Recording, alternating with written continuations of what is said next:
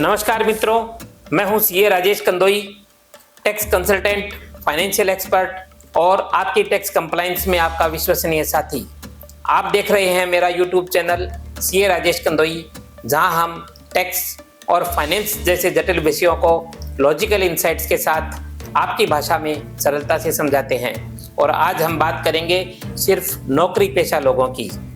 अगर आप बिजनेस नहीं करते हैं,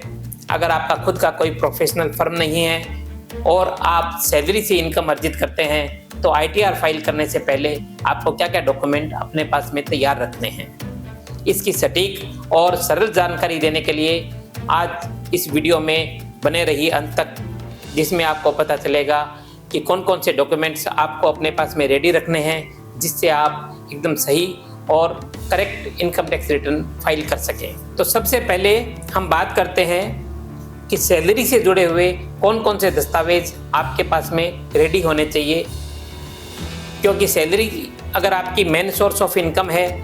तो फॉर्म 16 जो आपकी कंपनी या आपका एम्प्लॉयर आपको देता है वो आपके पास में रेडी होना चाहिए। सैलरी स्लिप्स पूरे साल भर की नहीं तो कम से कम 3-4 महीने, और जब जब आपकी सैलरी में कोई भी प्रकार का स्ट्रक्चरल चेंज हुआ है तो उस महीने की सैलरी स्लिप आपके पास में जरूर होनी चाहिए। बैंक स्टेटमेंट, जिस बैंक अकाउंट में आपकी सैलरी क्रेडिट होती है उस बैंक अकाउंट में भी आपकी टोटल सैलरी का एक बार आपको मैचिंग करना बहुत कंपलसरी है, तो इसलिए बैंक स्टेटमेंट भी आपके पास में रेडी टू हैंड अवेलेबल होना चाहिए। और अगर आप एचआरए क्लेम करते हैं तो आपका रेंट एग्रीमेंट और आपके लैंडलॉर्ड से मिली हुई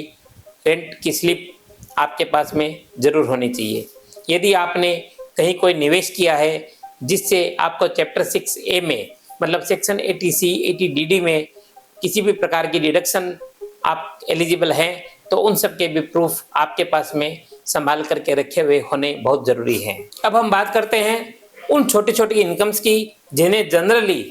सैलरीड एम्प्लॉइज अपनी आईटीआर भरते समय नज़रअंदाज कर देते हैं या फिर भूल जाते हैं, जो कि आईटीआर में आनी बहुत ज़्यादा कंपलसरी है। जनरली कोई भी एम्प्लॉई हो उसको कोई न कोई बैंक अकाउंट में इंटरेस्ट की भी इनकम आती है, चाहे वो सेविंग अकाउंट हो, चाहे वो उनका फिक्स डिपॉजिट अकाउंट हो, चाहे उनका कोई रिकरिंग डिपॉजिट हो, या पोस्ट ऑफिस में या कि बैंक में कोई भी प्रकार का उनका स्मॉल सेविंग अकाउंट हो। तो अगर आपका किसी भी बैंक में फिक्स डिपॉजिट अकाउंट है तो उसका इंटरेस्ट इनकम आप आईटीआर में शामिल करना न भूलें। सेविंग अकाउंट में भी अगर आपको कोई इंटरेस्ट इनकम मिल रही है तो आपको से इंटरेस्ट सर्टिफिकेट बैंक से ज़रूर लेना चाहिए। आपका रिकरिंग अकाउंट हो या फिर पोस्ट ऑफिस में सेविंग या पीपीएफ का जो अकाउंट हो, उसका भी आपको डिटेल्स अपने पास में आईटीआर फाइल करते समय रखना बहुत ज़रूरी है, ताकि आप सही सही ब्याज की इनकम को अपनी आईटीआर में शो कर सकें और उसके ऊपर टैक्स की गणना सही सही हो सके। जनरली आज के समय में अधिकतर जो भी सैलरीड एम्प्लॉइज़ हैं वो किसी न किसी तरह से अपनी बचत को निवेश करने के लिए शेयर्स या फिर म्यूचुअल फंड्स में भी अकाउंट खुलवा करके रखते हैं। तो अगर आपने शेयर बाज़ार में निवेश किया है या फिर आपने किसी म्यूचुअल फंड में निवेश किया है, तो आप अपने डीमैट अकाउंट स्टेटमेंट को अपने रेडी टू हैंड रखिए, जिसमें आपको कैपिटल गेंस के लिए शॉर्ट टर्म और लॉन्ग टर्म कैपिटल गेंस की कैलकुलेशन अपनी आईटीआर में सही कॉलम में डालनी है। अगर आपको डिविडेंड से किसी भी प्रकार की इनकम मिली है तो आप डिविडेंड का भी अमाउंट आईटीआर में सही कॉलम में लिखना ना भूलें। यह आपको AIS स्टेटमेंट से भी दिखाई दे सकता है। AIS स्टेटमेंट क्या होता है और उसको कैसे पढ़ा जाता है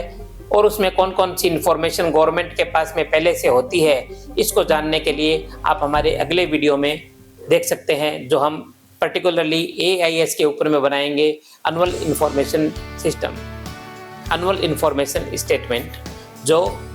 सरकार विभिन्न सोर्सों से आपकी जानकारी जुटा करके एक स्टेटमेंट में उसे रखती है। इसी तरह अगर आपका म्यूचुअल फंड अकाउंट है तो आप म्यूचुअल फंड ट्रांजैक्शन समरी भी अपने पास में रेडी रखिए, और अगर आपने किसी भी प्रकार से म्यूचुअल फंड से कोई विड्रॉ किया है या आपने पिछले साल में म्यूचुअल फंड्स को सेल किया है तो उसकी डिटेल भी आपको अपनी आईटीआर में देनी होती है। ध्यान रखें कि आपका इनकम टैक्स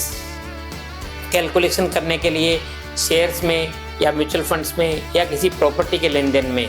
कोई भी प्रकार से लॉन्ग टर्म या शॉर्ट टर्म गेन हुआ है तो उसके हिसाब से भी आपका इनकम टैक्स बनेगा और वो इनकम टैक्स आपको अपने ITR के थ्रू गवर्नमेंट को जमा करवाना है। अब हम बात करते हैं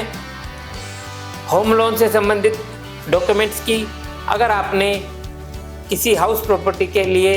होम लोन लिया हुआ है या फिर आपने कोई प्रॉपर्टी किराए पर लगाई हुई है तो आपको बैंक जो एक होम लोन का इंटरेस्ट सर्टिफिकेट देता है और एक रीपेमेंट सर्टिफिकेट देता है कि आपने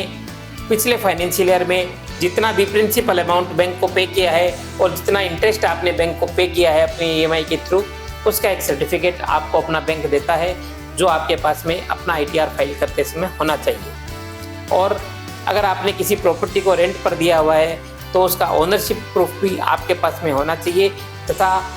जिस भी किराएदार को आपने वह प्रॉपर्टी रेंट पर दी हुई है उसके साथ में आपने जो रेंट एग्रीमेंट बनाया है वह रेंट एग्रीमेंट भी आपके पास में उस समय में होना चाहिए। अगर आप किराए की इनकम कमा रहे हैं और अगर आप उस प्रॉपर्टी के ऊपर कोई म्यूनिसिपल टैक्स भी पे कर रहे हैं तो उनसे संबंधित सभी डॉक्यूमेंट्स आपके पास में होना चाहिए ताकि आप अपनी इनकम टैक्स की रिटर्न को सही तरीके से फाइल कर सकें। अब इसके अलावा कुछ और छोटे छोटे डॉक्यूमेंट्स जो जनरली लोग भूल जाते हैं, खास करके किसी भी डिडक्शन को क्लेम करते हुए। यह देखने में आया है कि लोग डिडक्शंस को क्लेम कर लेते हैं LIC से संबंधित, चिल्ड्रन एजुकेशन से संबंधित, PPF NPS से संबंधित, लेकिन वो अपने डॉक्यूमेंट्स को संभाल करके नहीं रखते हैं, जिससे जब बाद में कभी इनकम टैक्स विभाग द्वारा उन डॉक्यूमेंट्स को मांगा जाता है तब उन्हें देने में वह परेशानी आती है। इसलिए हमें कोशिश करके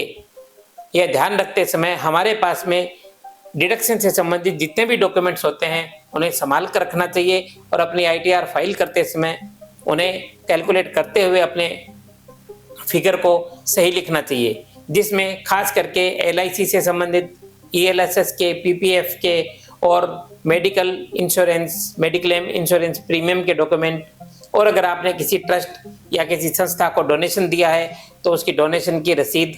और अगर आपने कोई एजुकेशन लोन लिया हुआ है तो उस एजुकेशन लोन का भी इंटरेस्ट सर्टिफिकेट आपके पास में होना चाहिए। बेहतर तरीका यह होता है कि आप इन सभी डॉक्यूमेंट्स को PDF फॉर्मेट में एक फोल्डर में सेव करके रखें, तो आपके और आपके CA के लिए, इन दोनों लोगों के लिए आपकी रिटर्न फाइलिंग करना आसान हो जाता है। और अंत में एक बहुत महत्वपूर्ण लेकिन एक बहुत छोटी सी टिप्स मैं आपको देना चाहूँगा कि आप अपने फॉर्म 26 AS,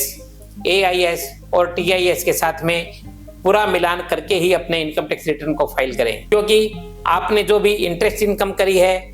कहीं भी जो आपका TDS कटा हुआ है, वह सब आपके AIS में और आपके 26 AS में रिफ्लेक्ट होता है। तो इन सभी जानकारियों को आपके हाथ में जो जानकारी है उन सभी से मैच करके ही आपको अपनी इनकम टैक्स रिटर्न को फाइल करना चाहिए, और यदि कोई मिसमैच है तो उसको ठीक करते हुए ही आपको इसके फाइल करना चाहिए, ताकि आपको भविष्य में कोई प्रकार का नोटिस नहीं मिले और आपका अगर रिफंड बनता हो तो आपका रिफंड नहीं अटके। तो दोस्तों, आपने इस वीडियो में जाना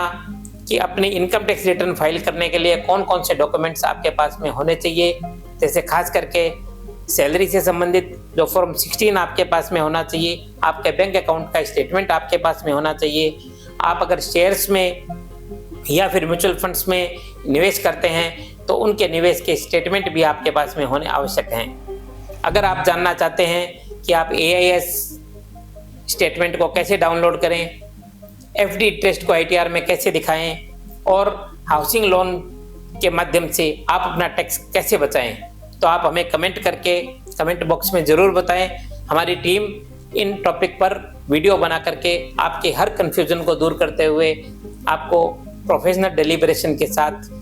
आपके पास पहुंचने की पूरी कोशिश करेंगे। इस वीडियो को अपने परिवार के उन सदस्यों को, ऑफिस के कलीग्स को और उन दोस्तों के साथ में ज़रूर शेयर करें जो सैलरी से इनकम कमाते हैं और जो अपनी ITR को सही और खुद भरना चाहते हैं। हमारे चैनल CA राजेश कंदोई को ज़रूर सब्सक्राइब करें, कमेंट करें, लाइक करें और अधिक से अधिक लोगों के साथ में शेयर करें। मैं हूं राजेश कंदोई, आपका टैक्स और फाइनेंस का मार्गदर्शक। मिलते हैं अगले वीडियो में। धन्यवाद, नमस्कार।